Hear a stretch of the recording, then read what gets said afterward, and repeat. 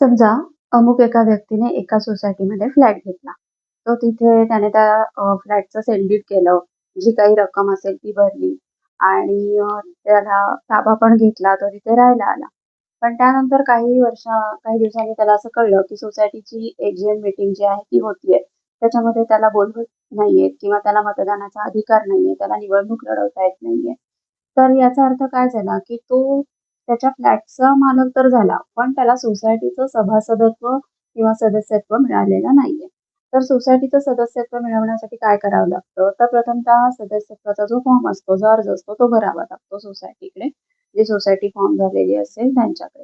त्यानंतर त्याचे जे शेअर रक्कम असते, ती रक्कम भरावी लागते आणि तुम्हाला त्यानंतर मग सोसायटीची जी प्रोसेस असेल, त्या प्रोसेसनुसार त्यांच्या निवड प्रक्रियेनुसार तुम्हाला त्या सोसायटीचं सदस्यत्व मिळतं आणि हे सदस्यत्व मिळवण्याचा पुरावा म्हणून ते तुम्हाला शेअर सर्टिफिकेट देतात. तर शेअर सर्टिफिकेट म्हणजे काय? तर तुम्ही त्या संस्थेचे सभासद झालात याचा पुरावा म्हणजे शेअर सर्टिफिकेट. आता हे शेअर सर्टिफिकेट मिळाल्यानंतर मग तुम्ही एजीएममध्ये तुमचे विचार मांडू शकता. तुम्हाला मतदानाचा अधिकार मिळतो. तसंच तुम्हाला निवडणूकही लढवता येऊ शकते.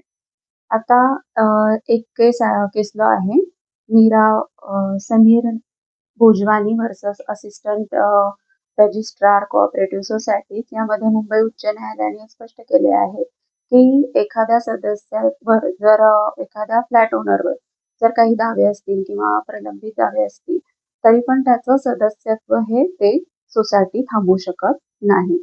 त्यामुळे जरी तुम्ही फ्लॅट विकत घेतला, तरी सोसायटीचं सभासद होणं हे कधीही तुमच्या फायद्यासाठीच आहे.